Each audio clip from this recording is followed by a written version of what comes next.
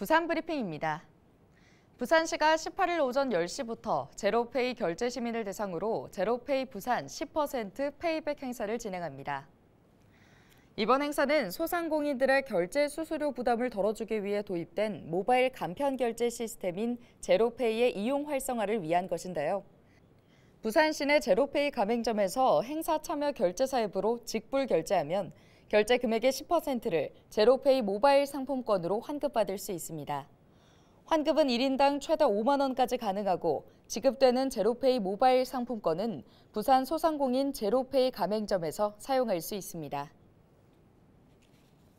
부산시 교육청이 교육활동을 침해당한 교원에게 법적 대응과 상담 등 지원을 확대하고 있습니다. 부산시 교육청은 이달부터 교육활동 침해 피해 교원 지원에 나선 교원힐링센터 법률지원팀이 법률 지원과 컨설팅 등을 통해 24차례 현장 지원했다고 밝혔는데요. 지원팀은 아동학대로 고소당했거나 20여 건 무차별 교원 고소 등에 대응하기 위해 변호사를 선임해 지원하고 있습니다. 한편 시교육청은 교원의 정당한 교육활동을 보호하기 위해 초등 교장과 교육 전문직 등을 대상으로 교권 지킴이 설명회를 진행하고 있습니다.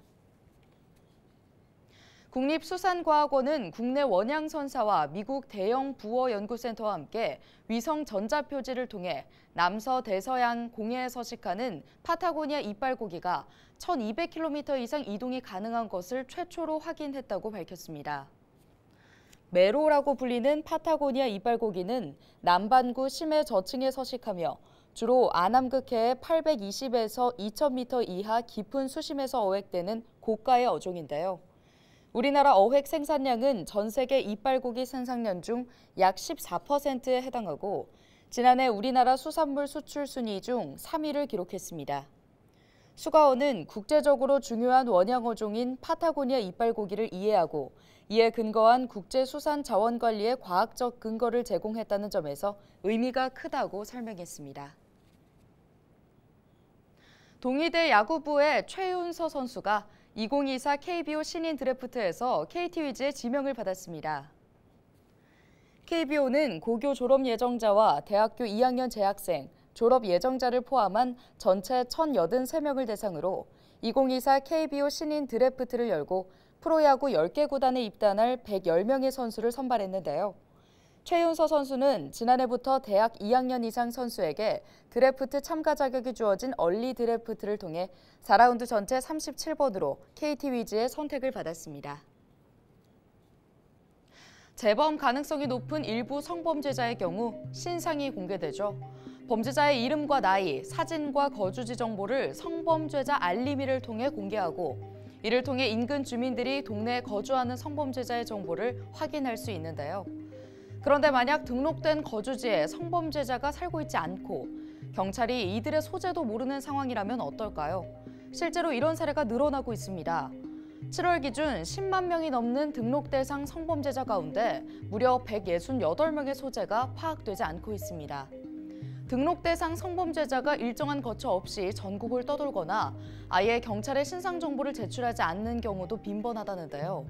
게다가 사는 곳이 바뀌면 20일 안에 경찰에 알려야 하는데 이를 지키지 않는 것입니다. 경찰은 매년 상하반기별로 소재 불명자들을 추적하고 있지만 인력 부족으로 이들을 전부 추적해 처벌하는 것은 현실적으로 힘들다는 입장입니다. 다음 달 미성년자 11명을 성폭행한 김근식 등 고위험군 성범죄자가 연이어 사회로 복귀합니다. 등록 대상 성범죄자의 신상정보 공백은 2차 범죄로 이어질 가능성이 높겠죠. 재범을 막기 위해 도입한 제도가 허점을 드러낸 만큼 더욱 촘촘한 보완이 필요해 보입니다.